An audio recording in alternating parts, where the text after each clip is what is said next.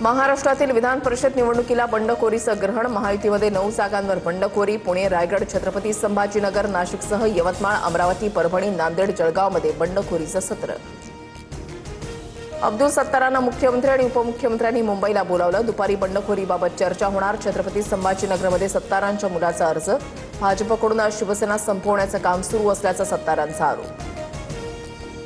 मवियाकडून विधान परिषदेच्या 3 जागांवर अधिकचे उमेदवार. सोलापूरमध्ये तिन्ही पक्षांकडून अर्ज दाखल. नांदेडमधून काँग्रेस आणि ठाकरे सेनेकडून प्रत्येकी 2 अर्ज, तर सांगलीतून पवारांची राष्ट्रवादी आणि काँग्रेसचे 2 उमेदवार रिंगणात.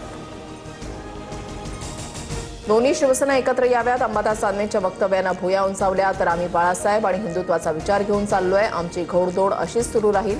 उपमुख्यमंत्री शिंदेंनी मुद्दा अप्रत्यक्ष खोडला. पुणे नाशिक महामार्गावर कांदा उत्पादक शेतकऱ्यांसाठी आज विराट क्रांती महामोर्चा. रोहित पवारांसह मवियाचे नेते आंदोलनामध्ये सहभागी होणार. कांद्याला 25 रुपये प्रति किलो हमीभाव देण्याची मागणी. मान्सून 2 ते 3 दिवसांमध्ये केरळमध्ये पोहोचणार. देशभरातील उष्णतेची लाट संपली. हवामान विभागाची माहिती. तर शेतकऱ्यांनी दमदार पाऊस आणि अधिकृत माहिती मिळेपर्यंत पेरण्या न करण्याच्या सूचना. अहिल्यानगरच्या कर्जत तालुक्यामध्ये अनधिकृत होर्डिंग कोसळून तरुणाचा मृत्यू. वादळी वाऱ्यामुळे होर्डिंग अचानक कोसळल्यानं दुर्घटना.